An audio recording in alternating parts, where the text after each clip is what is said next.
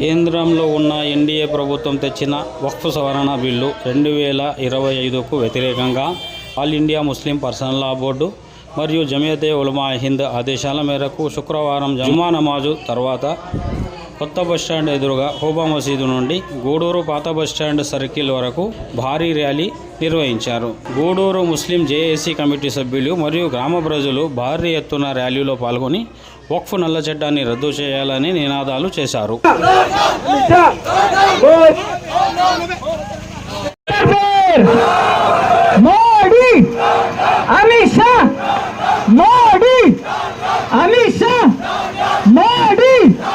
अमित शाह नारायण तकबीर नारायण तकबीर मोदी मोदी अमित शाह मोदी ఈ 2024లో చట్టం ఆమోదించాలని ప్రయత్నం చేశారు.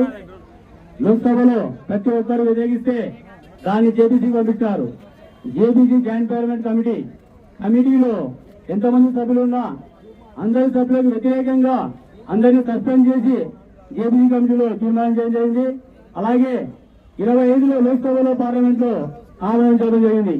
ఈ వక్ఫ్ బోర్డు అనేది మీకేమైనా తెలుసా అని చెప్పి సందర్భంగా మోడీ గారిని అడుగుతున్నాము. 12వ శతాబ్దంలో వక్ఫ్ అనేది మక్కా మదీనాలో స్టార్ట్ అయింది. తర్వాత ప్రపంచం అంతా వ్యాప్తి చేయడం జరిగింది. వక్ఫ్ గురించి ఎటువంటి సమస్యలు తెలియదు. వక్ఫ్ అనే దానికి అర్థం తెలియని మోడీ గారు ఈ రోజు మా దేశంలో వక్ఫ్ ఏమైనా చేయగలుగుతున్నావు? ఈ నిజంగా హక్కుందా? ఏమైనా ఇవ్వగలిగినావా? గతంలో ఎవరైనా ఈ వక్ఫ్ సంబంధించి ఎవరి ఆస్తులను ఇచ్చినారా? గవర్నమెంట్ ఆస్తులు ఏమైనా ఇవ్వగలిగినారా? లేదు కదా. కేవలం వక్ఫ్ కోసం అంటే కేవలం ముస్లిం మాత్రమే ఆ రోజు దాతలు విరాళం ఇస్తే ఆ విధంగా ఆ రోజు నడుస్తూ ఉన్నాయి. ఈ రోజు మసీదులు కావచ్చు, దర్గాలు కావచ్చు, మదవాళ్ళు కావచ్చు, ఇవన్నీ కూడా కేవలం వక్ఫ్ బోర్డు సంబంధించి ఆస్తులు మాత్రమే ఉంటున్నాయి. కానీ వేరే వాళ్ళ అందరూ ఇక్కడ కబ్జా చేయలేదు, ఇంకోటి చేయలేదు. ఈ దేశంలో ఒక అంబానీ, అదానీ, బీజేపీ ఎంపీ ఎమ్మెల్యేలు వీళ్ళందరూ కూడా ఈ రోజు వక్ఫ్ బోర్డు ఆస్తులపైన కబ్జాలో ఉన్నారు. వీళ్ళు ఈ కబ్జాలను రక్షించడం కోసం వాళ్ళందరూ ఈ రోజు ఈ పార్లమెంట్ లో చట్టం తీసుకొస్తున్నారు. ఇవన్నీ జరిగే విషయం కాదు. ముఖ్యంగా గమనిస్తే ఈ ఆర్టికల్ రాజ్యాంగ విరుద్ధంగా తెచ్చిన ఈ చట్టాలను వ్యతిరేకించే బాధ్యత ప్రతి ఒక్కరిపై ఉంది. ఆర్టికల్ 14, 20, 25, 26, 28, 30 ఇవన్నీ కూడా రాజ్యాంగంలో ప్రాథమిక హక్కులని, మత స్వేచ్ఛని కల్పించిన హక్కులు. ఇప్పుడు మీరు చట్ట సవరణ చేసినంత మాత్రాన ఎక్కడ మళ్ళీ పరిస్థితి లేదు. నిన్న సుప్రీంకోర్టు కూడా చాలా స్పష్టంగా చెప్పడం జరిగింది. నాన్ ముస్లింలు ఏ విధంగా పెట్టగలుగుతున్నారు మీరు అని చెప్పి అడిగింది. అలాగే వక్ఫ్ బోర్డు గతంలో 12వ శతాబ్దం నుంచి 8 సంవత్సరాలు దాదాపుగా ఈ 8 సంవత్సరాల్లో మసీదులకి, దర్గాలకి, మసీదులకి ఏ విధంగా డాక్యుమెంట్ వస్తాయి? ఈ తాత ముత్తాతల ఆస్తి ఏమైనా మాకు ఇచ్చినారా? మీకు ముఖ్యంగా చిత్తశుద్ధి ఉంటే ఒక 50,000 కోట్లను, 1,00,000 కోట్లను మా కోసం కేంద్రంలో కేటాయించండి. ఎక్కడైనా కేటాయిస్తున్నారా? ఏ అభివృద్ధి చేస్తున్నారా? అంటే విభజించి పాలించే వ్యవస్థ మీది. ఈ పాలసీ ప్రకారం ఈ దేశంలో విభజించి మొత్తం హక్కుబాధ సృష్టించడానికి ప్రయత్నం చేస్తున్నారు. మీ ఆటలు సాగం. దేశంలో ప్రతి ఒక్కరు గమనిస్తున్నారు ఇప్పుడు ఏం జరుగుతా ఉందని చెప్పి. నిన్ననే సుప్రీంకోర్టు వాయిదా వేయడం జరిగింది. రాబోయే రోజు ఆల్రెడీగా వాళ్ళు అత్యంత ఉత్తర్వులు ఇవ్వడానికి ధర్మాసనం సిద్ధమైంది. కానీ అక్కడ ఉన్న సోలిసిటర్ జనరల్ గారు ఒక వారం టైం అడిగినారు. ఒక వారం టైం కాదు, నెల కాదు, సంవత్సరం తీసుకున్నా కానీ ఖచ్చితంగా ఒక బోర్డుకి సుప్రీంకోర్టు తీర్పుగా అనుగుణంగా వచ్చే పరిస్థితి ఉంది. ఎవరు ఏం చెప్పినా ఏం జరిగే పరిస్థితి లేదు. ఇప్పటికే ఏదైతే అనుకుంటున్నారో అవన్నీ ఇక్కడ జరగవు. నిన్న ఒకటి వికిలీక్స్ జాబితా రిలీజ్ చేయడం. ఈ దేశంలో ఎవరైతే నాయకులు ఉన్నారో వీళ్ళందరూ స్విస్ బ్యాంక్ లో దాచుకున్నారు కొన్ని లక్షల కోట్లు. ఒక అమెరికా ఉంది కదా, అమెరికా 10 అమెరికన్ తయారు చేసేంత దోపిడీగా వెళ్ళిపోయింది అక్కడికి. అంటే దేశం ప్రశాంతంగా ఉండడం మీకు ఇష్టం లేదు. ఎప్పుడైతే విభజించంటే డైవర్షన్ పాలిటిక్స్. ఎప్పుడు దేశంలో గొడవలు, సమస్యలు ఉండాలి. ఎప్పుడైతే ఈ సమస్యలు ఉంటాయో, గొడవలు ఉంటాయో మీకు నిజంగా ఎవరు ప్రశ్నించారు. ఈ దేశంలో అభివృద్ధి జరుగుతూ ఉంది, నిరుద్యోగత అవుతా ఉంది, చాలా రకాల సమస్యలు ఉన్నాయి. ఎక్కడ మీరు ఎటువంటి కార్యక్రమం చేస్తున్నారు? అయినా మీకు ఇప్పుడు ట్రిపుల్ డిగ్రీ వచ్చింది. రాబోయే రోజుల్లో డబుల్ డిగ్రీ వచ్చే పరిస్థితి మీకు లేదు. ఇప్పటికైనా బుద్ధి చేసుకొని ఖచ్చితంగా ఒక్కొక్క సవరణ రద్దు చేయాలని కోరుకుంటున్నాం. ఈ కార్యక్రమానికి జరిగిన ప్రతి ఒక్కరికి, విజయవంతం చేసిన ప్రతి ఒక్కరికి నమస్కారం తెలియజేస్తున్నాము. ఈ వక్ఫ్ బోర్డు చట్టాన్ని సవరణ జరిగేంత వరకు మా ప్రాణాలను ఇస్తాం. కానీ వక్ఫ్ బోర్డు చట్టం తెలియజేస్తున్నాము.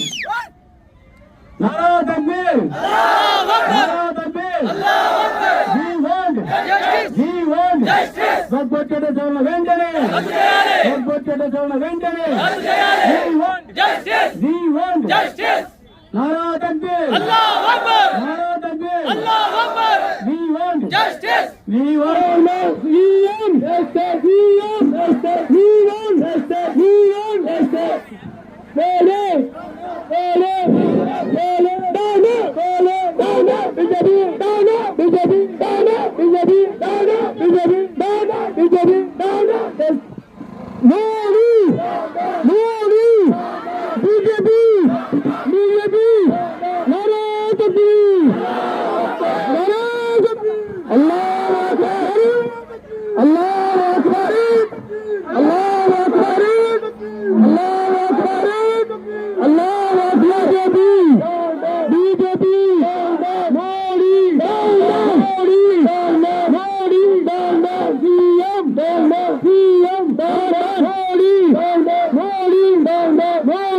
ఇచ్చారు ఈ భూములన్నింటినీ ఈ భూములను అంకితం ఇచ్చి దానం ఇచ్చి సమాజం కోసం భాషాపరంగా ఉన్నటువంటి సమాజం కోసం ముస్లిం మైనార్టీల అభివృద్ధి కోసం మరి జరుగుతున్నటువంటి ఈ ప్రణాళికల భాగంగా ఆ రోజు దానం ఇస్తే ఆ దానాన్ని వారు సొంత ఆస్తులుగా పరిగణించేట్టుగా ఈ రోజు పార్లమెంటులో అర్ధరాత్రి ఏది స్వతంత్రం కోసం పోరాడుతున్నామా అర్ధరాత్రి చీకటి జీవాలను తీసుకొచ్చి ముస్లింల పైన రుద్దడానికి ఇదేమన్నా నీ జాగీరా అని చెప్పిన పట్ల చిత్తశుద్ధి ఉంటే రంగనాథ్ మిశ్రా కమిషన్ అమలు చేయండి.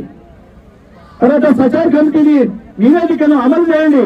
ముస్లింల పైన అంత అభిమానము మరి అభివృద్ధి చేయాలనుకుంటే ఈరోజు సచార్ కమిటీ ఏం చెప్తా ఉంది, ఈరోజు రంగనాథ్ మిశ్రా కమిటీ ఏం చెప్తా ఉంది, ఈరోజు ముస్లింలు అభివృద్ధి చెందాలనే ఉద్దేశంతో ముస్లింలు అన్ని రంగాలలో మదర్సాలో చదువుతున్నటువంటి వారికి డిగ్రీ మరి ఉత్తీర్ణత మరి అవకాశం ఇచ్చి మద్రసాలో ఉన్నటువంటి వారు డిగ్రీ అవకాశాలు ఇచ్చి దాని ద్వారా రక్షణ శాఖలో దాని ద్వారా ఐఏఎస్ లో ఐపీఎస్ లో చేరడానికి అవకాశం ఏంటని చెప్పేసి ఆ రోజు సచార్ కమిటీ నివేదికలు ఇస్తే ఈ రోజు మదర్సాలని ఎక్కడ పెట్టిందంటే మత ప్రాతిపదికన ఆ మదర్సాలన్నింటినీ పక్కకు పెట్టేసి ఈ రోజు 76 నివేదికలు 76 నివేదికలు ఇస్తే అందులో 72 అమలు చేసి అందులో 43 మాత్రము అమల్లోకి వచ్చినటువంటి సంగతి మీకు తెలుసు. నిజంగా మీకు చిత్తశుద్ధి ఉంటే ఈ 2 కమిటీలు సచారి కమిటీ రంగనాథ్ మిశ్రా కమిటీలు చేసినటువంటి ఆ కమిషన్ నివేదికలు బట్టబయలు చేయండి, నివేదిక ప్రకారంగా అమలు చేయండి. ఆ అమలు చేసి ఈరోజు ముస్లింల దగ్గర రానని చెప్పి ఈ సందర్భంగా కోరుతా ఉన్నాం. సోదరులారా, ఈరోజు మనమంతా చూస్తా ఉన్నాం, ఈరోజు జరుగుతున్నటువంటి పరిస్థితుల్లో స్వతంత్ర సమరంలో మనం ఏ విధంగా అయితే పాల్గొని మన పితరులు మన పూర్వీకులు ఏ విధంగా అయితే ప్రాణాలు సైతం మరి పనగా పెట్టి అడ్డుకున్నారో ఈనాడు ఈ చీకటి జీవులను కూడా ఆ విధంగా మరి అడ్డుకోవాల్సిన బాధ్యత ప్రతి పౌరుని పైన ఉందని చెప్పి ఈ సందర్భంగా నేను విజ్ఞప్తి చేస్తా ఉన్నాను. సోదరులారా, మరి క్రైస్తవుల పైన ఈ రోజు తదనంతరం 3వ అతి పెద్ద సంస్థ వక్ఫ్ ఆస్తులు దేశంలో. ఆ తర్వాత మొట్టమొదటిగా మరి ఆస్తులు ఏమంటే క్యాథలిక్ క్రిస్టియన్ సంబంధించినటువంటి ఆస్తులు. మరి దీని తర్వాత క్యాథలికులు మన క్రైస్తవుల పైన మరి దిగేటువంటి పరిస్థితి ఉంది. ఇది ఈ విధంగా చూస్తా పోతా ఉంటే ఇప్పుడు మనము ఏమి చేతగాని మరి చౌటల్లాగా మిగిలిపోయే చరిత్ర హీరుగా మిగిలిపోయే పరిస్థితి ఉంది. ఈ రోజు ఉత్తరప్రదేశ్ లో యోగి ఆదిత్యనాథ్ గారు ముస్లింలని మరి ఊచకోట కూరుస్తూ మరి లాఠీ చార్జ్ చేయిస్తూ వీటిని నింపి భయభ్రాంతులకు గురి చేస్తున్నారు. ఇట్లా భయభ్రాంతులకు గురయ్యేటువంటి పరిస్థితి లేదని చెప్పే సంగతిని మనం మరి మోదీ గారికి అమిత్ షా గారికి తెలియజేసే బాధ్యత మన పైన ఉందని చెప్పి ఈ సందర్భంగా విజ్ఞప్తి చేస్తా ఉన్నాను. సోదరులారా, మనం మేలుకోకపోతే ఈ చీకటి జీవులు వస్తూనే ఉంటాయి. ముఖ్యమైనటువంటి వాళ్ళను జైల్లో వేస్తారు, ముఖ్యమైన వాళ్ళను అనగదొక్కుతారు, ఈ విధమైనటువంటి చర్యలు పాల్పడతారు. మనము నాయకుడు లేకపోయినా మనమంతా నాయకుడుగా ఉండి ముందు నడిపించవలసిన బాధ్యత ఉందని చెప్పి తెలియజేస్తున్నాం. ఈ సందర్భంగా నేను ఒకటే విజ్ఞప్తి చేస్తున్నా, ఈ దేశానికి 3 వ్యక్తులు కావాలా. ముగ్గురు వ్యక్తులు మాత్రమే ఈ దేశాన్ని సంరక్షించే వాళ్ళు. లాల్, నీల్, సలాం. ఈ 3 వ్యక్తులు మాత్రమే ఈ దేశాన్ని బాగు చేసేదని చెప్పేసి లాల్ సిపిఎం, సలాం ముస్లిం, నీల్ దళితులు. ఈ ముగ్గురు కలిస్తేనే ఈ దేశ భవిష్యత్తు మరి మన చేతుల్లో ఉంటుందని చెప్పేసి తెలియజేస్తా ఉన్నాం. రాజ్యాంగానికి విరుద్ధంగా తీసుకొచ్చినటువంటి ఈ వర్గం సంబంధించినటువంటి చట్ట సవరణను పక్షంగా ఉపసంహరించుకోవాలని చెప్పి ఇవాళ గూడూరు పట్టణంలో ఎర్రని ఎండని సైతం లెక్క చేయకుండా 10 సంవత్సరాల పిల్లల కాటి నుంచి 70 ఏళ్ల ముసలి వరకు ఎంతో శాంతియుతంగా నిరసన ర్యాలీలో పాల్గొనడం జరిగింది. అదేవిధంగా ఈ యొక్క నిరసన కార్యక్రమానికి పాల్గొన్నటువంటి మైనారిటీ నాయకులతో పాటు మీడియా మిత్రులకు, పోలీస్ అధికారులకు ముందుగా ఎర్రజెండా పార్టీ సిపిఐ మీ అందరూ కూడా పేరు పేరున ప్రత్యేకంగా అభినందన తెలుస్తున్న మిత్రులారా, ఇవాళ ఈ దేశాన్ని పట్టి పీడిస్తున్నటువంటి శక్తుల నుండి ఈ యొక్క విధానాన్ని వ్యతిరేకిస్తూ దేశవ్యాప్తంగా అనేక రూపాల్లో పోరాటాలు కొనసాగిస్తుంది. సంబంధించి 2014 ఎన్నికల ముందు మేము అధికారంలోకి వస్తే ఈ రాజ్యంలో ఈ యొక్క దేశంలో అన్ని వర్గాల ప్రజలని మేము సంతోషంగా పరుస్తున్నటువంటి నరేంద్ర మోడీ గారు మీరు అధికారంలోకి వచ్చి 2014 నుండి 2025 వరకు మీరు పరిపాలిస్తున్నటువంటి ఈ 11 ఏళ్ల కాలంలో ప్రతిదీ మొత్తం కూడా మైనారిటీ హక్కులను కాలరాసే నిర్ణయాలు తీసుకుంటూ వాళ్ళ హక్కులను నిర్వీర్యం చేయడానికి మీరు కుట్రపంతున్నారని చెప్పి సందర్భంగా సిపిఐగా మేము విజ్ఞప్తి చేస్తున్నాం. ఎందుకంటే మీరు అధికారంలోకి వచ్చిన వెంటనే ట్రిపుల్ తలాక్ అని చెప్పారు. అదేవిధంగా 330 ఆర్టికల్ రద్దు చేశారు. అదేవిధంగా రామ మందిరాన్ని నిర్మించారు. ఇప్పుడు ఎన్ఆర్సీ ఏర్పాటు చేశారు. అదేవిధంగా ఇప్పుడు వర్క్ బోర్డ్ చట్టాన్ని కూడా నిర్వీర్యం చేస్తున్నడానికి మీ యొక్క మందాపంతో ఉభయ సభల్లో మొత్తం కూడా దాన్ని బిల్లు పాస్ చేసి మేఘాల పైన రాష్ట్రపతితో ఆమోద ముద్ర వేయిస్తున్నారంటే మీ అంత ధనలు బాధ్యత ఎవరు లేరని చెప్పి ఈ సందర్భంగా మీకు కేంద్ర ప్రభుత్వానికి ఒకటే విజ్ఞప్తి చేస్తున్నాం.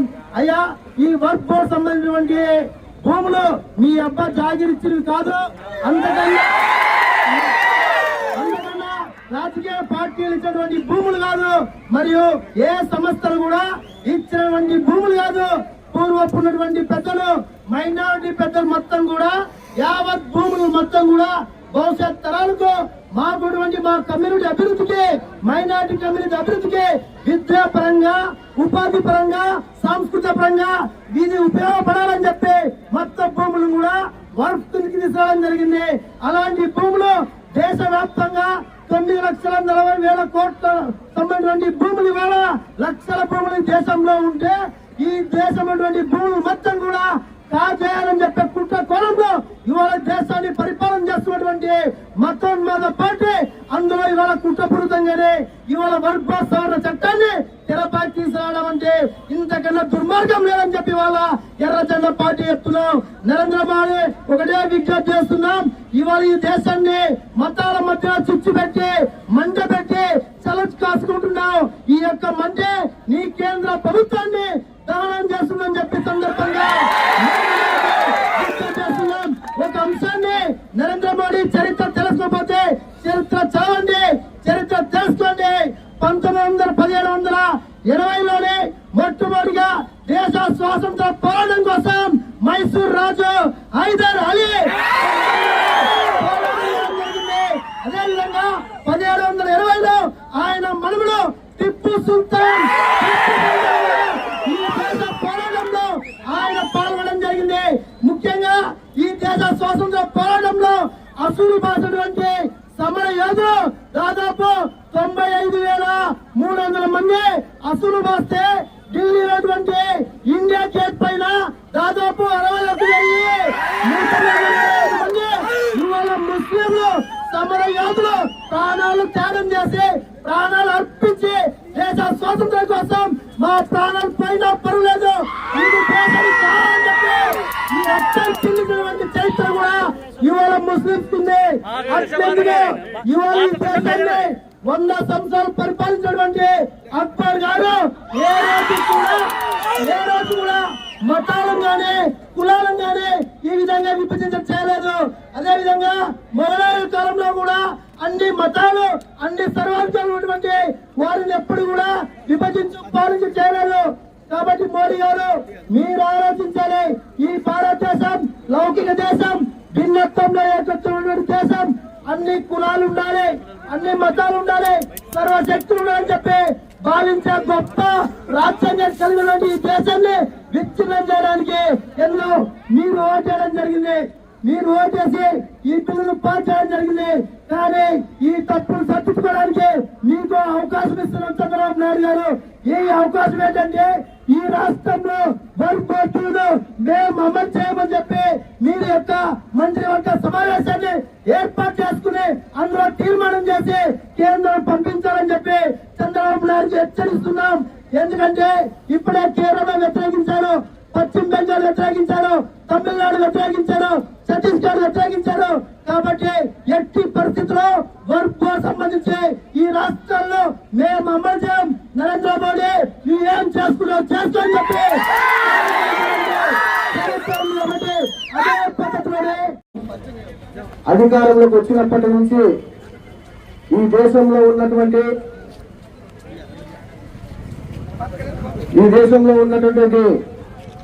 ప్రభుత్వ రంగ సంస్థలైనటువంటి ప్రతిదాన్ని ప్రైవేట్ పరం చేసుకుంటూ వచ్చాడు. ఈ రోజు నరేంద్ర మోడీ ఈ దేశాన్ని హిందూ దేశంగా మార్చాలి, హిందువుల దేశాన్ని రాజ్యాంగం వెళ్ళాలని చెప్పి అనేక రకాలుగా ముస్లింలు కానీ అలాగే క్రైస్తవులు కానీ వీళ్ళపైన పరోక్షంగా ప్రత్యక్షంగా దాడులు నిర్వహిస్తున్నారు. అదేవిధంగా ముస్లింల పైన అనేక రకాలుగా దాడులకు పూనుకున్నారు. ఇప్పటికే గతంలో ఎన్ఆర్సీ సిఏ అంటే పేర్లతో ముస్లింల మనోభావాలు దెబ్బతీస్తూ మరి ముస్లింలను అనేక రకాలుగా ఇబ్బందులకు గురి చేసినటువంటి పరిస్థితి మనమందరం చూసాం.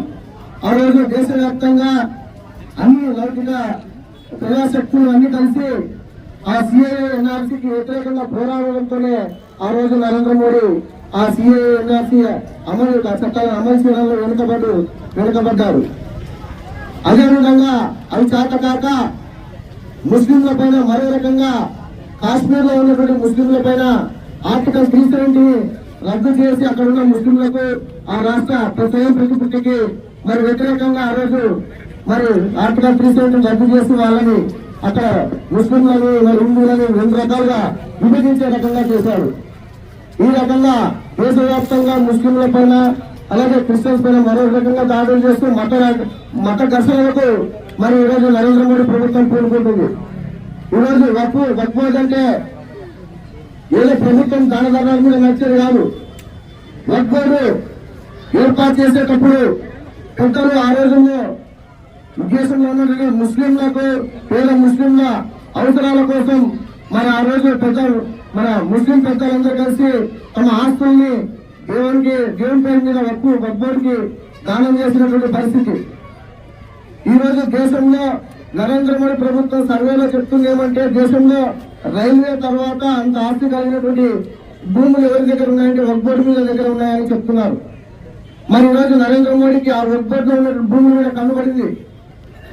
ఈ వక్ఫ్ బోర్డులో ఉన్న భూములు ఎలా లాక్కోవాలని నరేంద్ర మోడీ ప్రభుత్వం అధికారంలోకి వచ్చినప్పటి నుంచి అనేక దఫాలుగా ప్రయత్నాలు చేస్తూ ఈ రోజు ఈ బోర్డులో ఉన్నటువంటి సవరణ తీసుకొని వస్తే ఈ భూములన్నీ మరి ప్రభుత్వ ఆధీనంలోకి రావచ్చు, ఈ భూములు లాక్కుంటే ముస్లింలని మరో రకంగా దెబ్బతీయొచ్చు అనే కుట్రతోనే ఈరోజు వక్ఫ్ సవరణ చట్టాన్ని తీసుకొని వచ్చారు.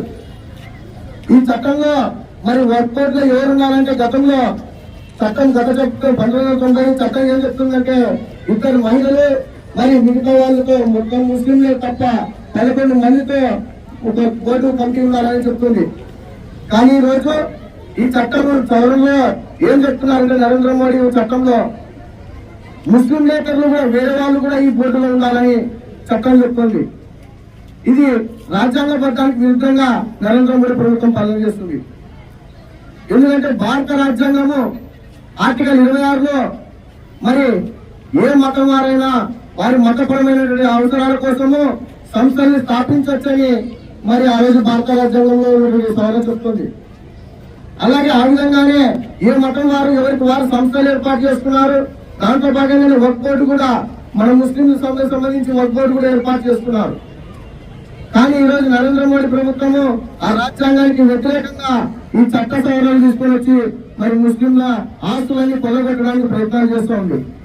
ఇప్పటికే దేశంలో నరేంద్ర మోడీ కేవలం ఈ దేశంలో నరేంద్ర మోడీ ముస్లింల పైన క్రిస్టియన్స్ పైన అనేక రకాలుగా దాడులు చేస్తూ ఉన్నాడు.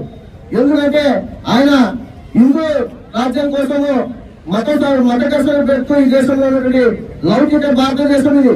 లౌకికంగా అందరూ భారతదేశంలో అందరూ కలిసిమెలిసి అన్నదమ్ములుగా కలిసి ఉన్నటువంటి చోట ఈ రోజు నరేంద్ర మోడీ సంఘ పరివార పేరుతో అనేక రకాలుగా మత ఘర్షణలకు మరి సిద్ధం చేస్తున్నారు. దాంట్లో భాగంగానే ఈ రకంగా ముస్లింల పైన క్రిస్టియన్స్ పైన దాడులు చేస్తారు. ఈ రోజు దేశంలో నరేంద్ర మోడీకి వ్యతిరేకంగా ఉండేది ఎవరంటే 1 ముస్లింలు, 2 క్రిస్టియన్స్, 3 కమ్యూనిస్టులు. ఈ ముగ్గురు ఈ దేశంలో లేకుండా చేయాలని నరేంద్ర మోడీ రకాలుగా మరి పోరాడుతున్నారు. కమ్యూనిస్టులు కూడా ఈ ముస్లింలు, దళితుల పైన, ఎస్సీల పైన దాడులు చేస్తున్నటువంటి వాటికి వ్యతిరేకంగా ఈ దేశంలో ఏ పార్టీ అయినా మాట్లాడుతుంది అంటే అది ఒక కమ్యూనిస్టు పార్టీ మాత్రమే. ఆ రకంగా ముస్లింలకి మరి దళితులకి అండగా నిలబడుతున్నటువంటి దేశంలో కమ్యూనిస్టు పార్టీ. అందుకే ఈ రోజు నరేంద్ర మోడీకి కమ్యూనిస్టు మీద కనబడింది.